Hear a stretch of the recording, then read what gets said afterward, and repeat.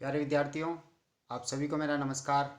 मैं डॉक्टर नेमीचंद कुमावत, सहायक आचार्य हिंदी विषय, राजकीय महाविद्यालय की आपकी इस एमए पूर्वार्ध हिंदी साहित्य के प्रथम प्रश्न पत्र की आज की इस ऑनलाइन कक्षा में मैं आप सभी का हार्दिक स्वागत और अभिनंदन करता हूं। प्यारे विद्यार्थियों, जो पिछली हाल ही की ऑनलाइन कक्षाएं हुई थी उसमें मैंने प्रथम ऑनलाइन कक्षा में आपके हिंदी साहित्य के चारों प्रश्न पत्र जो एमए पूर्वार्ध हिंदी में होते हैं उनकी अंक योजना और उसके पाठ्यक्रम को लेकर के विस्तार से चर्चा की थी। और आपका जो प्रथम प्रश्न पत्र हैं वो हिंदी साहित्य के इतिहास से संबंधित हैं। दूसरा प्रश्न पत्र भारतीय और पाश्चात्य काव्यशास्त्र से संबंधित है। तीसरा प्रश्न पत्र प्राचीन काव्य हैं और चौथा प्रश्न पत्र मध्यकालीन काव्य हैं। इस प्रथम प्रश्न पत्र यानी हिंदी साहित्य के इतिहास की जो पहली यूनिट है, कुल 5 यूनिटें हैं। इस पहली यूनिट में जो पाठ्यक्रम संकलित हैं उस पाठ्यक्रम में से हिंदी साहित्य के इतिहास के काल विभाजन पर मैंने विस्तार से प्रकाश डालते हुए एक मॉडल आंसर के रूप में पिछली ऑनलाइन कक्षा में आपको विस्तार से पढ़ाया। और दूसरा एक मॉडल आंसर के रूप में हमने आपका जो पाठ्यक्रम है आदिकाल की प्रमुख पृष्ठभूमि, प्रमुख परिस्थितियाँ जिनसे तत्कालीन साहित्य प्रभावित हुआ है, उन परिस्थितियों में रच बस करके ही साहित्यकारों ने अपनी रचनाएं प्रस्तुत की। तो उसमें धार्मिक, साहित्यिक, राजनीतिक, सांस्कृतिक आदि विविध परिस्थितियों पर प्रकाश डालते हुए मैंने एक मॉडल आंसर के रूप में आदिकाल की प्रमुख परिस्थितियों को विस्तार से समझाया। आज हम पढ़ने जा रहे हैं हिंदी साहित्य के इतिहास का जो ये आदिकाल है, ये सर्वाधिक विवादास्पद रहा है। सभी विद्वानों ने प्राय अपने अपने दृष्टिकोण से इसके अलग अलग नाम सुझाए हैं। तो उन सभी पर चर्चा करते हुए, उनकी समीक्षा करते हुए सर्वाधिक उपयुक्त मत पर हम चर्चा करेंगे। तो आइए हम शुरू करते हैं आज की ऑनलाइन कक्षा को। हिंदी साहित्य के इतिहास को जिन 4 कालखंडों में विभाजित किया जाता है, यानी आदिकाल, भक्तिकाल, रीतिकाल और आधुनिक काल, उनके नामकरण का प्रश्न प्राय विवादास्पद रहा है। नामकरण विषयक विवाद अनेक कारणों से उत्पन्न हुआ है। सर्वाधिक विवाद प्रारंभिक काल को यानी प्रथम कालखंड को लेकर के हैं और यह वह काल है जिसके लिए विभिन्न विद्वानों ने अपने अपने ढंग से, अपने अपने दृष्टिकोण से इसके लिए नाम प्रस्तावित किए हैं।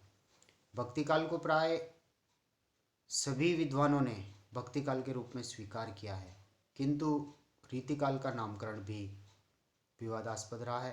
कोई श्रृंगार काल कहते हैं तो कोई श्रृंगार भक्ति युग कहते हैं, जैसे भागीरथ मिश्र जी ने कहा इसको। और आचार्य शुक्ल जी जो है इसे रीतिकाल कहने के पक्ष में हैं और मिश्र बंधु इसे कलाकाल कहने के पक्ष में हैं। तो रमाशंकर शुक्ल जी इसे श्रृंगार काल कहने के पक्ष में हैं। तो इस तरह से रीतिकाल का नामकरण भी विवादास्पद रहा है। जहाँ तक आधुनिक काल के नामकरण का प्रश्न है, उसे आधुनिक काल तो प्राय सभी विद्वानों ने स्वीकार किया है, किंतु व्यापक परिधि यानी उसका फैलाव और उसमें निहित जो वस्तु यानी विषय वस्तु है, उसके वैविध्य के कारण उसके जो उपखंड किए जाते हैं उनके नामकरण को लेकर के भी थोड़ा बहुत विवाद है। अतः यहाँ पर सभी कालों के नामकरण विषयक विवादों का विश्लेषण करते हुए हम उनकी समीक्षा कर रहे हैं। तो देखिए, सबसे पहले हिंदी साहित्य के इस प्रारंभिक काल को, जो आदिकाल जिसे हम कहते हैं, इस आदिकाल के नामकरण पर हम चर्चा कर रहे हैं। हिंदी साहित्य का आदिकाल निश्चय ही सर्वाधिक विवादास्पद काल रहा है। यह अपनी सीमा रेखा में 10वीं शताब्दी से 14वीं शताब्दी तक फैला हुआ है। इसके प्रारंभ को लेकर के भी विद्वानों में काफ़ी मतभेद हैं, किंतु अधिकांश विद्वान इस काल प्रारंभिक काल का जो समय है वो 10वीं शताब्दी ही स्वीकार करते हैं। इस कालखंड के लिए विभिन्न नाम सुझाए गए हैं जो इस प्रकार है। पहला, आचार्य रामचंद्र शुक्ल जी इसे वीरगाथा काल कहने के पक्ष में हैं, तो हजारी प्रसाद द्विवेदी जी इसे आदिकाल कहते हैं। डॉक्टर रामकुमार वर्मा जी चारण काल और संधि काल कह करके पुकारते हैं। और महावीर प्रसाद द्विवेदी जी बीजोपन काल नाम निर्धारित करते हैं। तो राहुल शंकरत्यायन जी इसे सिद्ध सामंत युग कहते हैं। और मिश्र बंधुओं ने आरंभिक काल नाम रखा।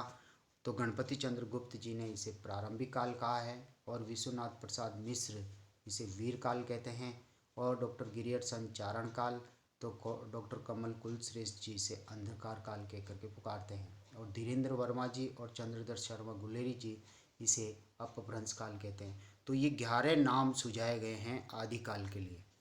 अब इनमें से सर्वाधिक उपयुक्त मत कौन सा है उस पर हम अंत में चर्चा करेंगे। सर्वप्रथम हम लेते हैं इन सभी जो नाम सुझाए गए हैं इन विद्वानों का तर्क और फिर हम उनकी समीक्षा करेंगे।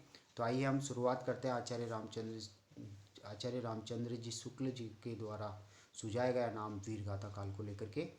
आचार्य शुक्ल जी के मतानुसार संवत 1050 से 1375 तक की अवधि में जितना साहित्य रचा गया उनमें अधिकांश वीरता और शौर्य की प्रधानता है।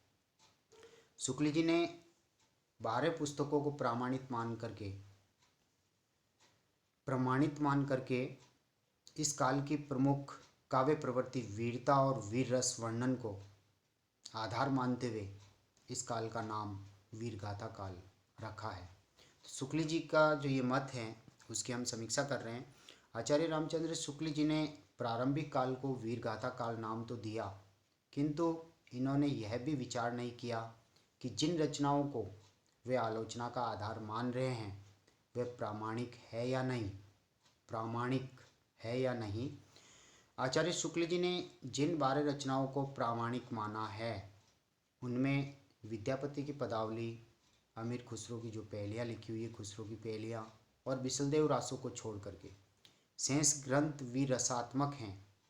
दूसरी ओर शुक्ल जी ने संदेश रासक सहित बहुत सी रचनाओं को अपभ्रंश की रचना मानकर और कुछ को धार्मिक साहित्य की रचनाएं मान करके छोड़ दिया। खुमान रासो आगे चल करके 13वीं शताब्दी की रचना सिद्ध हो चुकी है। इधर हाल ही की खोजों से ये पता चला है कि जिन 12 पुस्तकों को आचार्य शुक्ल जी ने प्रामाणिक यानी अपने नामकरण हेतु प्रामाणिक माना या चुना है उनमें से कई पीछे की रचनाएं हैं यानी पिछले कालखंड की रचनाएं हैं और कुछ कृतियां उनमें से नोटिस मात्र हैं और कई वीरगाथा काल की सीमा में भी नहीं आती हैं। अतः आचार्य शुक्ल जी द्वारा दिया गया यह नाम प्रामाणिक एवं औचित्यपूर्ण नहीं है। अब हम चलते दूसरे नामकरण की ओर। दूसरा नाम सुझाया है आदिकाल हजारी प्रसाद द्विवेदी जी ने। आचार्य हजारी प्रसाद द्विवेदी जी ने इस काल की उपलब्ध और अनुपलब्ध समस्त सामग्री को समेटते हुए इस काल का आदिकाल नामकरण रखा है। इस नाम से युग के प्रारंभिक समय की सूचना एवं संवेदना का भाव इसमें छिपा हुआ है। आचार्य शुक्ल जी के मतों का द्विवेदी जी ने प्राय खंडन किया है। जब धर्म और साहित्य सहचर है तो फिर धार्मिक रचनाओं को साहित्य के क्षेत्र से बहिष्कृत करने का क्या औचित्य है। अर्थात शुक्ल जी कहते हैं कि धार्मिक रचनाओं को साहित्य में नहीं रखा जाना चाहिए, जबकि द्विवेदी जी कहते हैं कि धार्मिक रचनाओं को यदि साहित्य में नहीं रखेंगे तो रामायण, महाभारत, भागवत गीता, सूरसागर, रामचरितमानस आदि को फिर साहित्य से बाहर रखना होगा। जैसे उन्होंने लिखा भी है, यदि धार्मिक उपदेशों को काव्य का बाधक तत्व समझेंगे तो फिर रामायण, भागवत, महाभारत, सूरसागर, रामचरितमानस जैसी साहित्य सौंदर्य से युक्त इन अनुपम रत्नों को साहित्य की परिधि से बाहर रखना पड़ेगा। तो द्विवेदी जी ने धार्मिक ग्रंथों के साथ ही उन ग्रंथों को भी सम्मान दिया है जो राष्ट्र साहित्य, लौकिक साहित्य या अन्य फुटकर विषयों पर लिखी गई हैं। द्विवेदी जी के मत की समीक्षा। डॉक्टर गणपति चंद्र गुप्त जी, भोला शंकर व्यास, राम गोपाल शर्मा, दिनेश और आदि अनेक विद्वानों ने आदिकाल नाम को मान्यता दी है। डॉक्टर गुप्त के अनुसार इस नाम का कोई विकल्प नहीं है। डॉक्टर दिनेश के अनुसार इस नाम से हिंदी साहित्य के इतिहास की भाषा, भाव, विचार और शिल्प आदि से संबद्ध सभी गुत्थियाँ सुलझ जाती है। उन्हीं के शब्दों में भाषा की दृष्टि से इस काल के साहित्य में हिंदी के आदि रूप का हमें बोध हो जाता है। तो भाव की दृष्टि से इसमें भक्ति काल, आधुनिक काल तक की सभी प्रमुख काव्य प्रवृत्तियों का आदिम बीज यानी प्रारंभिक रूप हम खोज सकते हैं। जहाँ तक रचना शैलियों का प्रश्न है, वे प्रवृत्ति काव्य में प्रयुक्त हुए अपने आदि रूप में मिल जाते हैं। इस काल की आध्यात्मिक, श्रृंगारी तथा वीरता की प्रवृत्तियों का ही विकसित रूप हमें प्रवृत्ति काल के साहित्य में मिलता है। अतः आदिकाल ही सबसे अधिक उपयुक्त एवं व्यापक नाम है। एक स्वस्थ आलोचक की दृष्टि सभी पहलुओं पर विचार करती है और आचार्य हजारी प्रसाद द्विवेदी जी का मंतव्य भी ऐसा ही है, जिसमें अन्य के प्रति अवमानना के भाव नहीं है, अपितु भ्रांत धारणाओं का उन्होंने निराकरण किया, परिष्करण किया है। हम आगे की ओर बढ़ते हैं। तीसरा जो नाम सुझाया गया है संधि एवं चारण काल, और ये नाम दिया डॉक्टर राम कुमार वर्मा जी ने अपने हिंदी साहित्य के आलोचनात्मक इतिहास में। डॉक्टर वर्मा जी ने इस काल को दो भागों में विभक्त करके संधि काल और चारण काल नाम दिया है। डॉक्टर वर्मा जी ने चारण भाटों की रचनाओं को चारण काल और हिंदी भाषा के मिलन बिंदु को उन्होंने संधि काल के अंतर्गत रखा है। अब इनके द्वारा सुझाए गए इस नाम की हम समीक्षा कर रहे हैं। इस नामकरण में वही कमियां हैं जो वीर गाथा काल की हैं। चारण काल नाम रखने से दूसरे नाथ साहित्य, सिद्ध साहित्य या विद्यापति जैसे स्वतंत्र कवियों की रचनाओं का हमें बोध नहीं हो पाता है। केवल रासो काव्य का ही बोध होता है वीर काव्य कहने से। दूसरी ओर डॉक्टर रामकुमार वर्मा ने एक भी चारण कृति का उल्लेख नहीं किया है। यह नाम प्राय उपयुक्त नहीं है, क्योंकि इस नाम से युग विशेष की प्रमुख काव्य प्रवृत्तियों का हमें बोध नहीं होता है, परिज्ञान नहीं होता है, ज्ञान नहीं हो पाता है। चौथा नामकरण दिया है बीजोपन काल, और ये बीजोपन काल नाम सुझाया है महावीर प्रसाद द्विवेदी जी ने, जिन्होंने आधुनिक काल में द्विवेदी युग में सरस्वती पत्रिका का संपादन किया था 1903 से 1920 तक। इस काल को बीजोपन काल नाम द्विवेदी जी ने दिया है, और ये भी उचित नहीं है।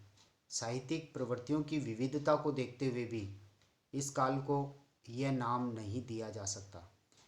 यों भी इस काल में प्राय अपने पूर्ववर्ती साहित्य की सभी काव्य रूढ़ियों और काव्य परंपराओं का सफलतापूर्वक निर्वाह किया गया है। हम आगे बढ़ते हैं सिद्ध सामंत युग की ओर। चौथा जो नाम दिया है राहुल सांकृत्य जी ने, और इस नाम की चर्चा हम अगली ऑनलाइन कक्षा में करेंगे। प्यारे विद्यार्थियों, मैंने पिछली जो ऑनलाइन कक्षाएं हुई थी उसमें आपके पाठ्यक्रम को लेकर के विस्तार से चर्चा की है। एक बार मैं पुनः बता देता हूँ। आपका प्रथम प्रश्न पत्र हिंदी साहित्य का इतिहास है, जिसका पाठ्यक्रम 5 यूनिटों में बटा हुआ है, और जो प्रश्न मुख्य परीक्षा में आएंगे वो 20-20 अंकों के कुल 10 प्रश्न होंगे, वो अथवा में होंगे, और उनमें से 5 प्रश्न आपको करने हैं। हिंदी साहित्य का जो इतिहास आदिकाल, भक्तिकाल, रीतिकाल और आधुनिक काल में विभक्त हैं, और पूरा जो पाठ्यक्रम है इस साहित्य के इतिहास को केंद्रित करके हैं।